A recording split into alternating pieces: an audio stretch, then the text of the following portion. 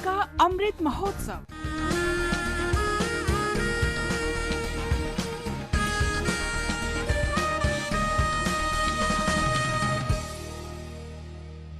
आजादी का सफर आकाशवाणी समाचार के साथ। एक राष्ट्र का उदय, भारत का गौरवशाली स्वतंत्रता संग्राम आधुनिक विश्व में घटित महानतम संघर्षों में से एक है।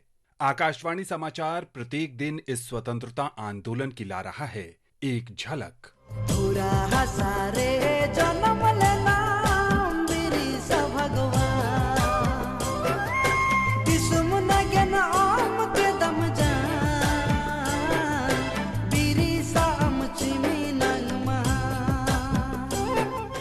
जून स्वदेश की माटी के महान सपूत भगवान बिरसा मुंडा की पुण्यतिथि है। उनका जन्म तत्कालीन एकीकृत बिहार और वर्तमान झारखंड के रांची जिले में हुआ था।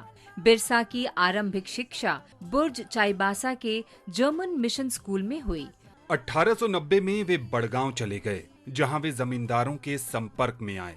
बढ़ते मुंडा सरदार आंदोलन को देखते हुए उन्होंने बड़गांव क्षेत्र छोड़ दिया और वन बकायों को रद्द करने की मांग के साथ चाईबासा तक सिरडीगा के रैयतों के मार्च का नेतृत्व किया। 1895 में भगवान बिरसा मुंडा ने अंग्रेजों के खिलाफ अपना आंदोलन शुरू किया।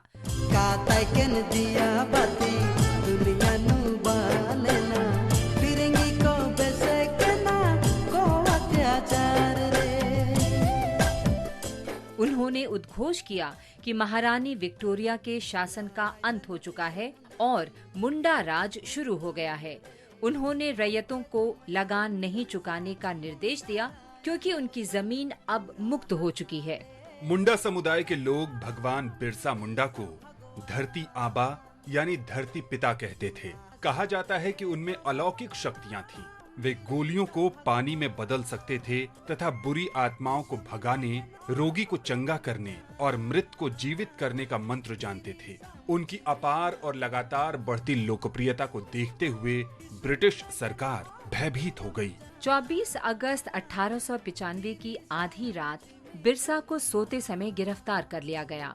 उन्हें 2 वर्ष के कठोर सश्रम कारावास की सजा सुनाई गई। जेल से रिहा होने के बाद भगवान बिरसा मुंडा अपने अनुयायियों के साथ मुंडा अधिकारों के रिकॉर्ड निकालने और बहाल करने की मुहिम में जुट गए।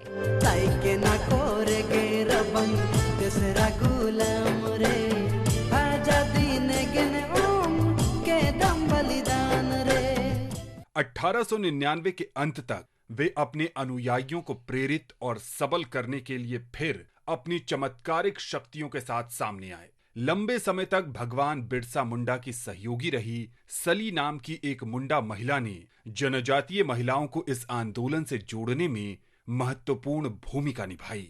वर्ष 1899 की क्रिसमस पर लगभग 7,000 स्त्री पुरुष एकत्र हुए और अंग्रेजों के शोषण के खिलाफ उलगुलान मुहिम की शुरुआत की, जो जल्दी ही खूंटी, तामर, बसिया और रांची तक फैल गई। जनवरी 1900 में समूचा मुंडा समुदाय हथियारों से लैस होकर इस क्रांति में कूद पड़ा और प्रशासन की जड़ें हिला दी। बाध्य होकर कमिश्नर को बिरसा को गिरफ्तार करने के लिए भारी इनाम की घोषणा करनी पड़ी। अपना देशों में अपनो राज्य उलगुलान जिंदाबाद। 9 जनवरी 1900 को ब्रिटिश सेना ने डोमबारी के निकट सैल रकाब पहाड़ियों के पास मुंडा योद्धाओं पर हमला कर दिया। बिरसा के अनेक साथी मारे गए। पुलिस ने सघन तलाशी अभियान चलाया और बिरसा के कई साथियों को गिरफ्तार कर लिया। 3 मार्च 1900 की रात चक्रधरपुर में जामकुपई जंगलों में भगवान बिरसा मुंडा को सोते समय गिरफ्तार कर लिया गया।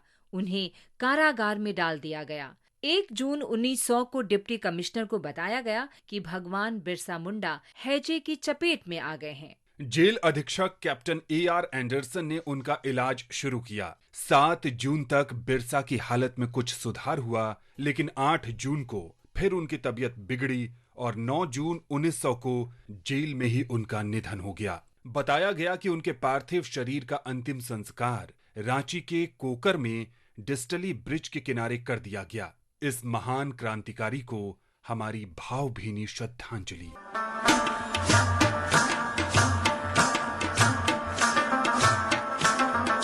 आज हम शहीद हरिकिशन का भी स्मरण कर रहे हैं। उनका जन्म पश्चिमोत्तर सीमांत प्रांत में हुआ था, जो अब पाकिस्तान में है। हरिकिशन ने 1920 के दशक में असहयोग आंदोलन में भाग लिया। वे नौजवान भारत सभा और खुदाई खिदमतगार की गतिविधियों में भी सक्रियता से शामिल हुए। क्रांतिकारी आंदोलन से जुड़ने के बाद हरिकिशन ने भारतीयों के शोषण के लिए पंजाब के गवर्नर की हत्या करने का फैसला किया। इसे अंजाम देने के लिए 23 दिसंबर 1930 को पंजाब विश्वविद्यालय के दीक्षांत समारोह में गवर्नर के संबोधन का समय चुना गया। नियत समय पर हरिकिशन ने गवर्नर पर गोली चलाई, लेकिन वो किसी तरह बचने में कामयाब हो गया। हरिकिशन को गिरफ्तार कर लिया गया और मौत की सजा सुनाई गई। 9 जून 1931 को मनवाली जेल में उन्हें फांसी दे दी गई। देश की माटी के इस साहसी सपूत को हमारी श्रद्धांजलि। और अब आकाशवाणी समाचार के साथ आजादी का सफर की ये कड़ी संपन्न होती है। कल फिर मिलेंगे अगली कड़ी के साथ।